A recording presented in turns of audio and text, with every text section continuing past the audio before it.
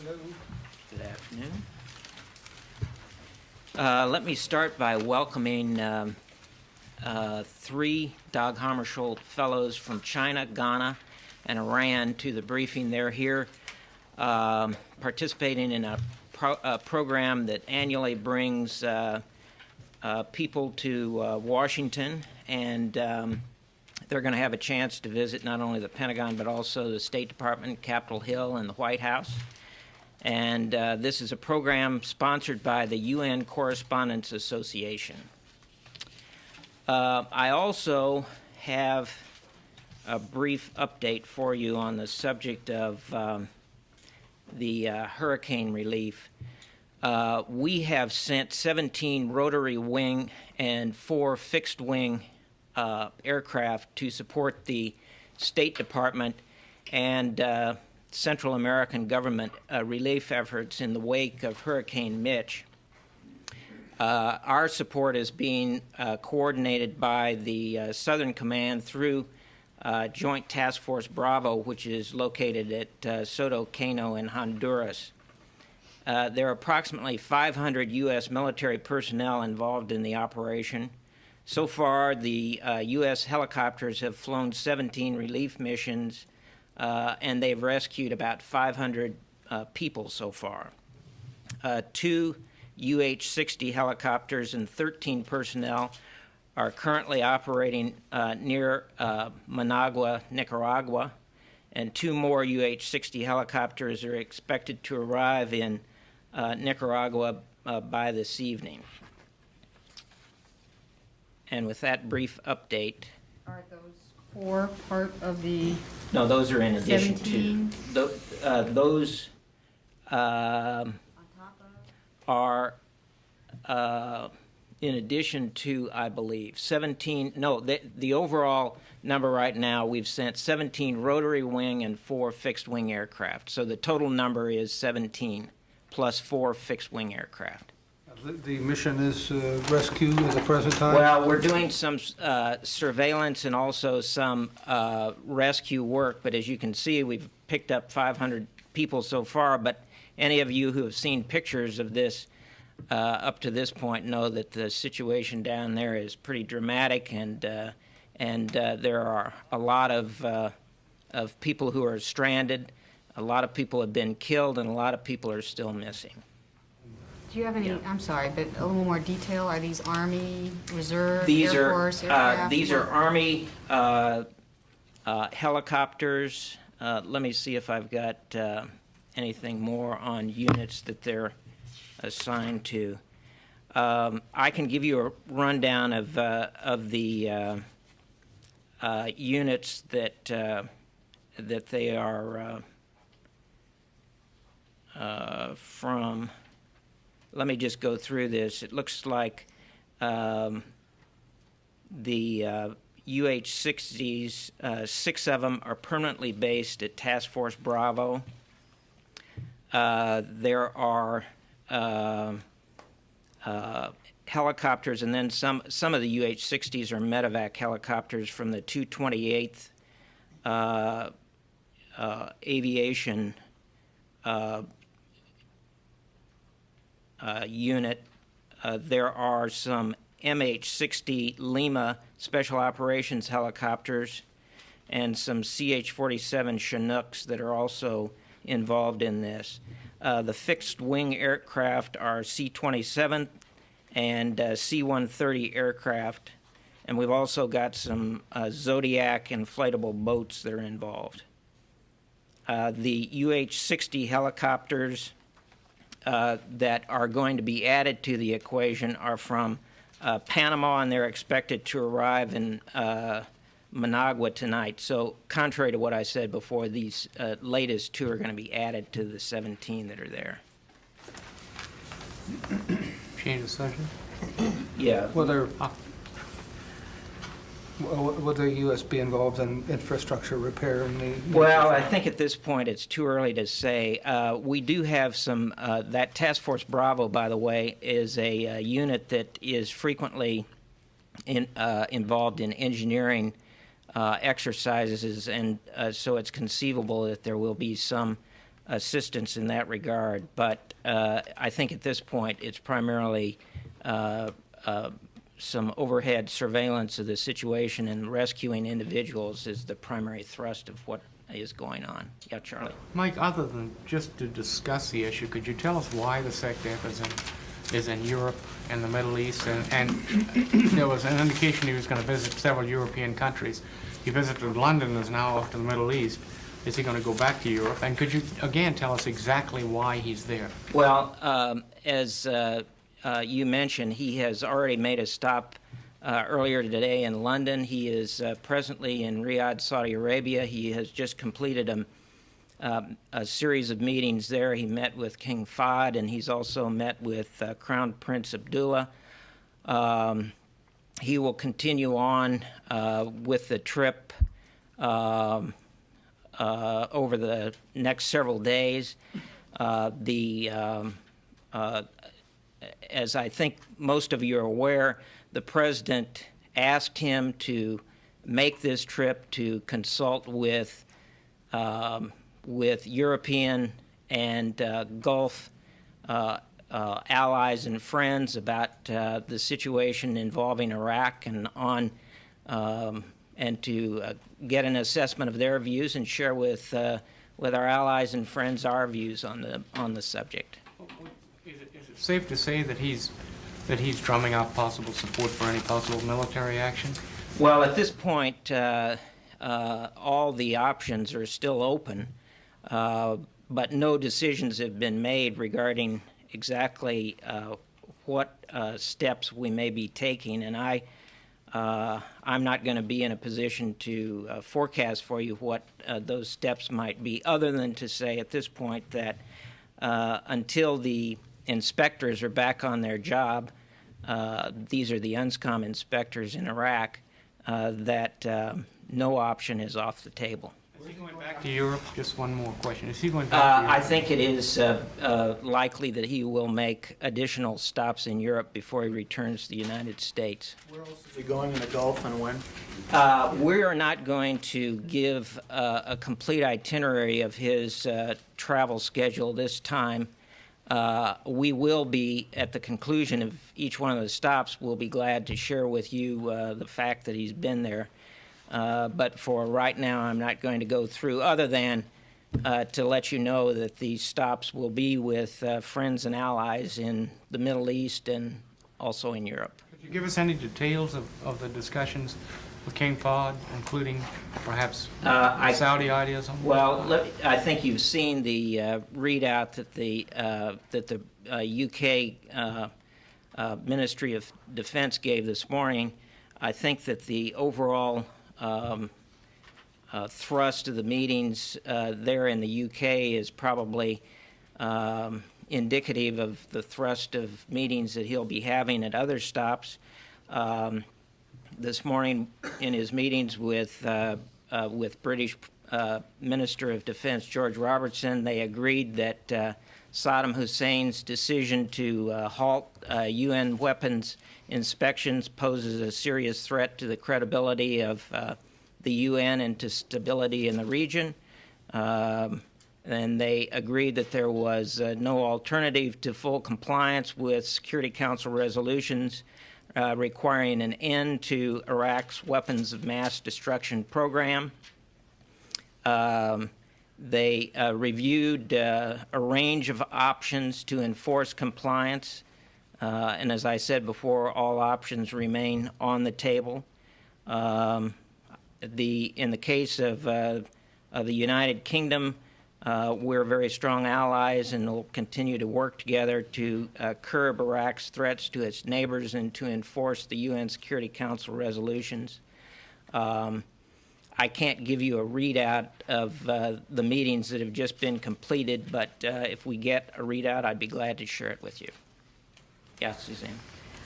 The last time, I think the Secretary was there, and he, was in February, said that he wasn't even going to be asking for any kind of basing rights or any kind of permission to launch offensive strikes during the last confrontation. Is it fair to say that that's the same standard that he's going by this time around? Is he going that far as to ask for permission to launch strikes if necessary? Does the United States need that? Suzanne, at this point, I can't characterize exactly what the details of the conversations with the Saudis were. I'll just see if there's anything we can provide to you later on. I think that the thing that you should take away from everything I'm saying is that all options are still on the table.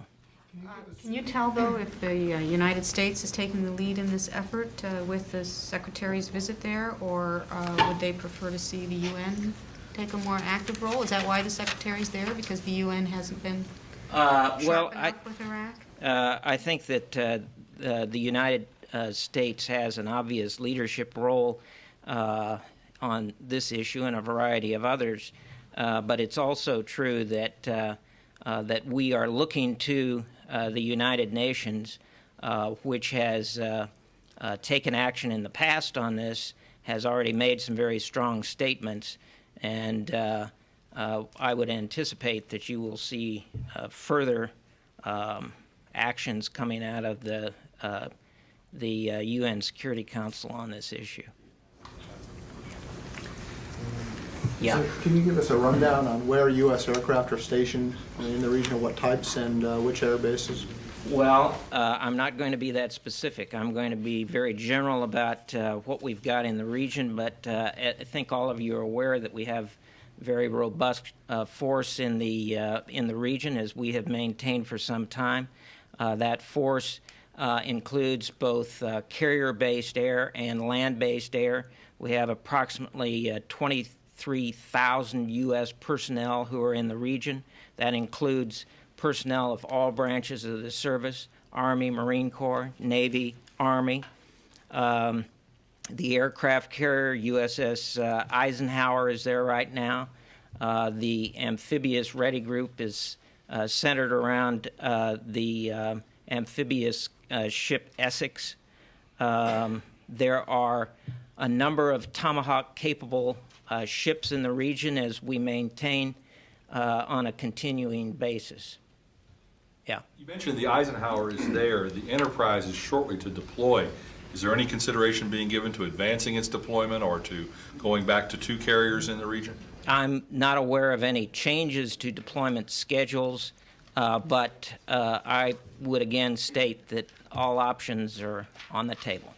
Is there a reason that the Defense Department doesn't like to say in public that the United States has aircraft based in Saudi Arabia? Is there a sensitivity about that? Well, I think you're aware that we don't always give a lot of detail to where our aircraft are based with any specificity, but it's also no secret that we do have a number of aircraft that are in Saudi Arabia, and I'll just leave it at that. Any other countries in the region? We have used other countries from time to time, and I'm not going to give you a list of where the aircraft are presently based, but I think most of you are aware of the locations that we've used in the past. Why is the Pentagon being so unusually secretive about the Defense Secretary's travel itinerary? Well, first of all, this trip was put together very quickly. And in fact, some details of it are still in the works. I think in this particular instance, it was a desire for the Secretary to consult with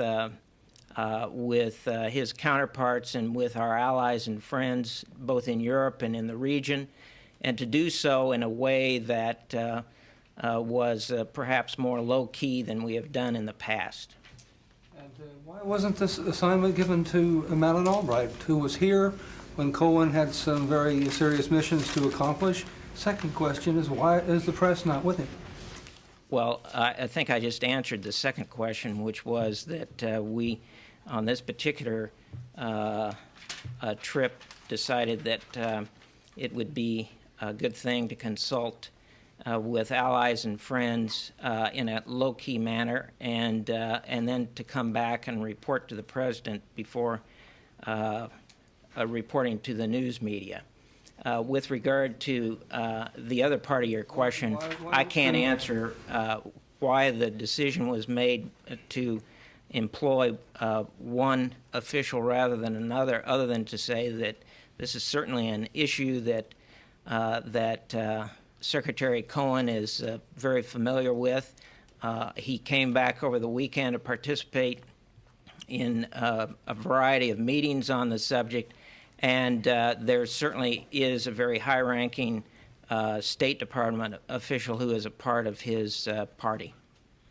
Mike, is the United States and this building concerned that Britain is perhaps the only country giving open support to possible military attacks against Iraq? I'm not sure that I totally agree with you on that, Charlie. I think that certainly the very quick reaction you saw from the United Nations in response to the statements and actions that were taken by Iraq is indicative of the fact that the entire international community is condemning this action that Iraq has taken. Now, with regard to future steps, no one has specified exactly what those may be, but we have made it very clear, and I think the Brits have made it very clear, that at this point, nothing is off the table. Yeah. In August, when Saddam Hussein first started limiting access, Ken Bacon stood up there and said, "We don't believe this is a crisis right now." Does the Pentagon feel that the current situation is at crisis proportion? We believe it's a very serious situation, and it is certainly one that is getting a lot of attention, not only in Washington, but in capitals in many countries of the world. I think you're going to see actions taken by the United Nations Security Council on this, and so I think that there is general agreement that this is a very serious situation. Is everybody finished with that one? Yeah. This one kind of relates. What was the reaction to the sudden change of the Secretary's schedule, or how was his change in schedule received in the Asian countries he wants to visit? And do you have a new schedule for that trip? I don't have a new schedule. I don't really have a reaction by the countries other than to say that the Secretary has made it very clear that he wants to reschedule those meetings that he had there as soon as possible, and we will certainly do that. But I don't have a schedule yet on when that will be. Does he plan to conduct that trip at least prior to the U.S. delegation goes to North Korea? I can't give you a timetable. As soon as we have some definitive answer, I'd be glad to share it with you. I just don't have it now. Can you give us a better description of what happened over in Bosnia with these pilots who apparently got laser beam? Oops, sorry. Still on this. Beg your pardon. Okay.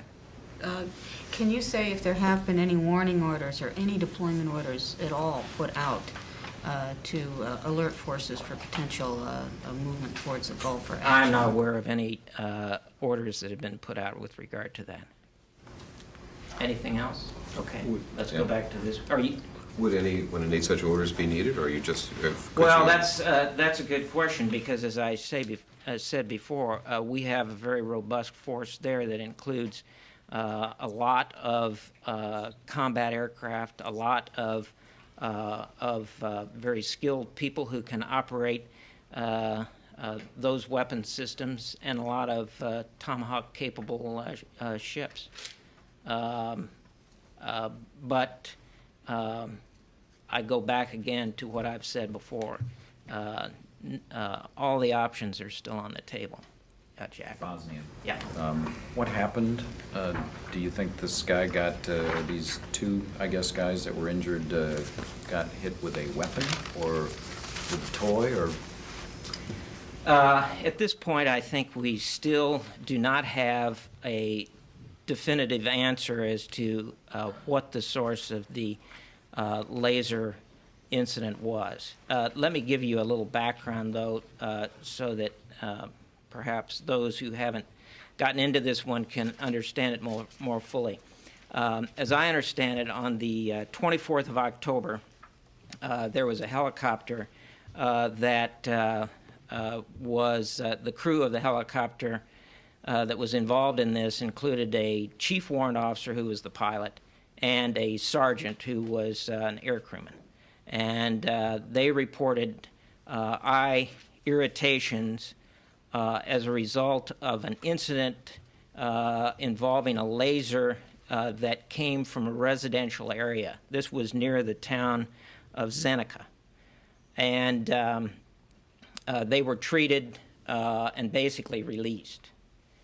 Now, according to reports that I've received, there is a proliferation of these little laser pointers amongst school children in Bosnia.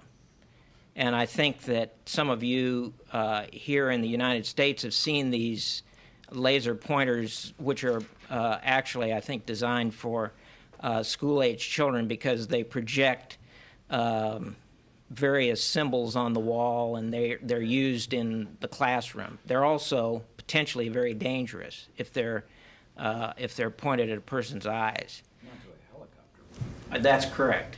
In this particular case, our belief is that this was an incident involving a laser that was not a toy. But there was a search that was conducted immediately after this report, and that was done by local police as well as the IPTF. And the only laser that was found in the area was one of these toys. So the investigation to determine exactly what caused this lasing incident is still going on. Now, as I say, the injuries were not serious. The command over there, because they had previously had other incidents where lasers had been pointed at individuals, both civilian and military people, they were embarking on a kind of an information program for the local population to educate people as to the hazard of these devices, the toys particularly. And it was in the midst of all of that this incident came up. What we've done to correct the situation or to deal with the situation is to provide helicopter crews with either special glasses or goggles that protect their eyes in these situations. Did the people whose eyes were injured, were they flying at night with night vision goggles on? Do we know whether this was at night? Let me. The answer, I think, is yes, but Let us verify the time of day that this occurred before we answer that question. We'll get back to you on that. Is this considered some sort of weird new threat? I mean, there is a proliferation of lasers all over the place. Is this something the military is concerned about? Well, we have been for some time concerned about lasers, and I think each one of the services has been very aware that lasers can be a factor in modern warfare. And I think you're aware that there are treaties that govern the use of lasers now also. But this particular case is unique in that although there have been other laser incidents over there, it is not at all clear that this was done with any kind of hostile intent.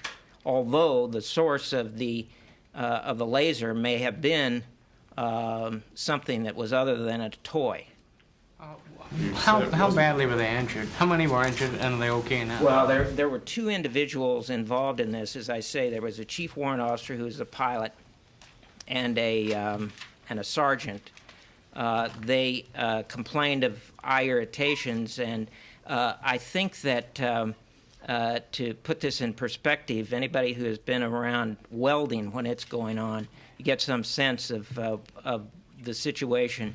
If you look at welding going on with unprotected eyes, sometimes you can have eye irritation, and it will not necessarily do permanent damage to your eyes, but certainly there's a sensitivity to light for some period of time.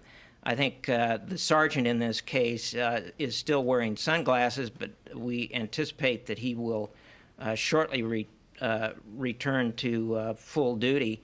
The warrant officer, indeed, his eyes have been medically cleared at this point, although for other reasons he is not flying helicopters presently. Yeah. Mike, there are various kinds of weapons, rangefinders and laser sights and things like that that use lasers. Is there any feeling that this could have been a weapon, a laser associated with a weapon? There were, during the war over there, we believe that there were weapons that were that used lasers.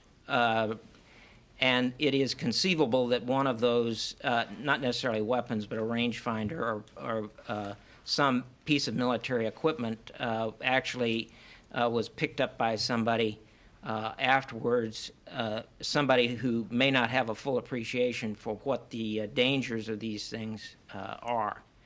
But the other thing that I want to stress here is that these little toys, which do interesting things in the classroom, project hearts and flowers and birds and bees on the wall, are actually not all that safe. And I think people need to be aware of the fact that this is a concern. And in Bosnia, these toys, which don't cost much money, are readily available to kids, and they're running around using them. Yeah. Did DoD provide any assistance to the French government in their decision to arrest one? Well, are we finished with lasers? There's I one would- last piece of information on that one. I am told that all of the incidents were at night and with night vision goggles. I just have a laser-related question, which is Bill Gert's report in the Washington Times cites a Pentagon report that concludes that China has weapons capable of laser weapons capable of damaging or disabling sensors on U.S. satellites. Can you confirm that there is such a Pentagon report and provide any clarification about what its conclusions are? There was in legislation from fiscal year 1998 a requirement by the Congress for the department to prepare a report on the pattern of military modernization of the People's Republic of China. And so this report was prepared, and we can provide you with a copy of the report. As I understand it, what this report does is to assess both the intent and the capabilities of the Chinese through the year 2015. So it's for the next 16, 17 years. And what this does, this is, of course, a speculative report, since most of the advances that are outlined in the report have not actually come to pass yet, but this is a kind of a educated prediction of the directions that the Chinese may be going in. The Chinese have made it very clear that their intention by the middle of next century is to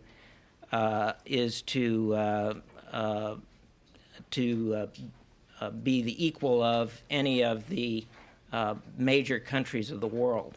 And so their approach to that involves not only economic development and but also scientific and military development as well. But Does China currently have lasers that are capable of disabling U.S. The sensors on U.S. satellites, as this newspaper report said? I am not aware that they currently have that capability, but I will look into it further and see if there is something that I'm missing. This report was one that was projecting what was predicted would occur over the coming years. So you're saying that your understanding of that report, which you're going to provide us a copy of, does not support the conclusion that was in that newspaper? That is correct.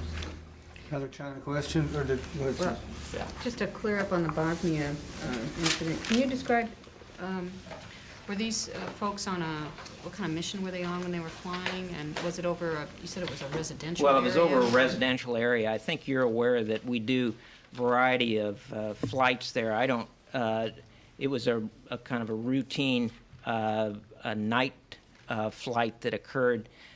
We frequently like to keep an eye on what is going on there, and we do that with helicopters in some cases and with ground units in others. So there wasn't any incident going on at the time? No, there was nothing that would have occasioned this. It was more a, first of all, it was totally unexpected, but secondly, it came from a residential area. And, Yeah.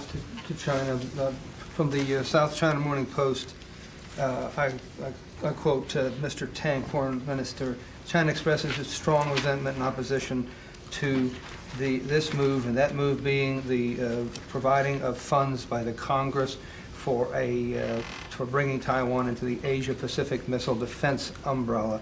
Chinese are very upset with this. They've also said a couple of months ago that anybody that arms or defends Taiwan could face military action. I think they've said war.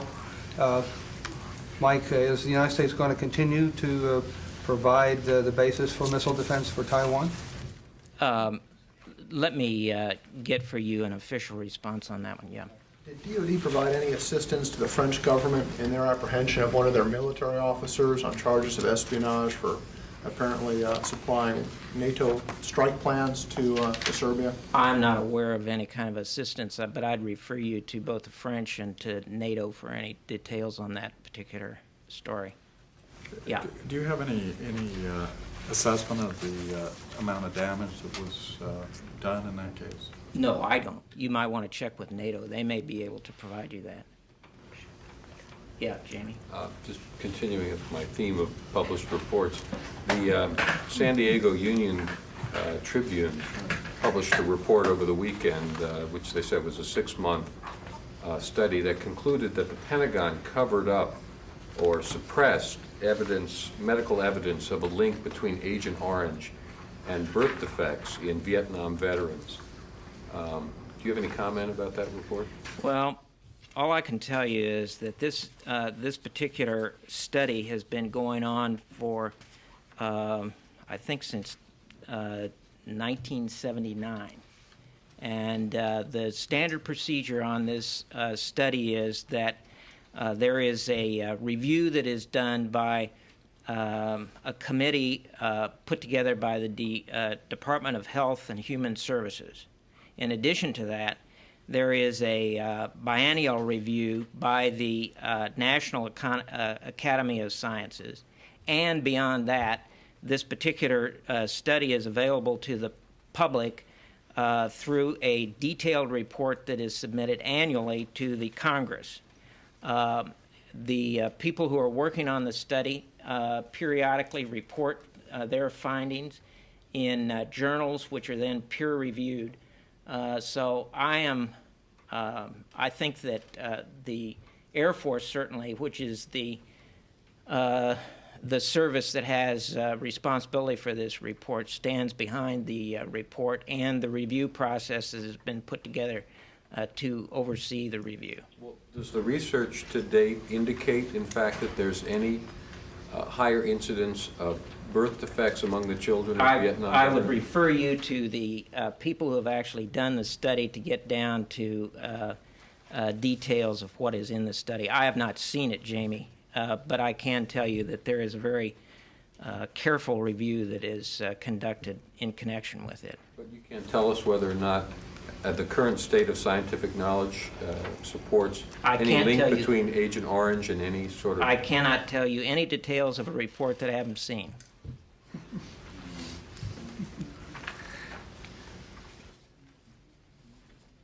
Okay. Anything else? Yeah. One last one. Sure. The San Diego Union Tribune piece essentially says that that senior Air Force officials cooked the books and covered up this link. So you're saying that's not true? I'm saying that the Air Force stands behind the report. This is a report that has been going on for some time, a study that's been going on since 1979. There are numerous occasions where it's been looked at by Health and Human Sciences, by a committee of individuals who are all outside the Department of Defense. It's been looked at by the National Academy of Sciences, and it is also available to the general public. So you're saying there's been no cover-up? As far as I can see, there has been no cover-up. Thank you. Captain Doubleday, was anybody from the Pentagon or the Air Force contacted by the newspaper prior to the publication of this piece? And what if anything, comment did you provide? I can't say. I certainly wasn't, but it's conceivable that somebody else was. Yeah. Base relocation is here in Okinawa. As for the relocation of Futenma Marine Corps Station in Okinawa, the Secretary recently said in his interview that it's up to Okinawan people and the U.S. Japanese government to resolve this issue, and the United States will await the decision. Right. Does this mean that United States does not only aim at what they call sea-based facility option and open to the new options? Well, I think the Secretary has made it very clear. We believe that it is up to the government of Japan to come up with a decision on what direction they're going in on this subject. And once they've come to a final conclusion, we will meet with them and decide whether it is adequate to support our requirements over there. But at this point, this is something that the people in Okinawa and the government of Japan need to make a decision on. It's not up to us to do this one. Has the position of U.S. government changed as for this? As far as I know, it's not changed at all. One more thing. The Japanese government has responded. The Chief Cabinet Secretary of Japan has said in a press conference following the Secretary's interview that he regards the Secretary's statement with a great importance and will not stick only to the sea-based facility option either.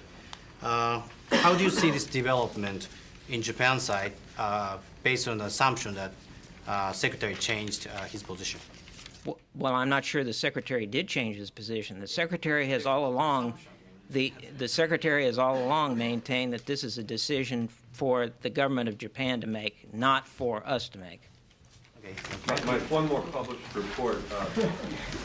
New York Times today reports that part of the problem with recruiting is that apparently some potential recruits feel that there are things in life that are more fun than joining the military. Can this be true?